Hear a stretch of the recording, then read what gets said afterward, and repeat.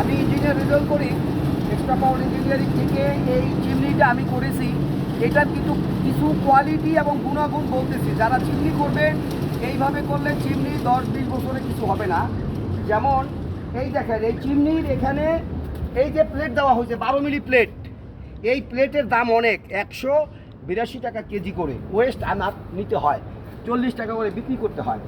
তারপরে দেখেন প্রত্যেকটা চিমনির পাড়ে একটা করে আবার প্লেট দেওয়া হয়েছে, যেন টোটাল লোডটা নিচে না আসে, প্রত্যেকটা লোড যেন আলাদা আলাদা থাকে। এবং এই জিনিসটা স্পেশালি আপনাদের ডিজাইনে ছিল না।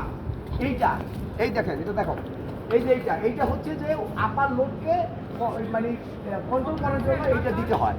তাহলে এটা আর কোনোদিন আপনার সমস্যা হবে না, 100% কোয়ালিটি হবে। তো এখন আপনারা চিন্তা করেন যে আমি কেমন বেনিফিট করছি, আর অন্যরা যা করছে তারা এগুলো কিছুই দেয় নাই, তার বেনিফিটের তফাৎটা কী হবে বলেন?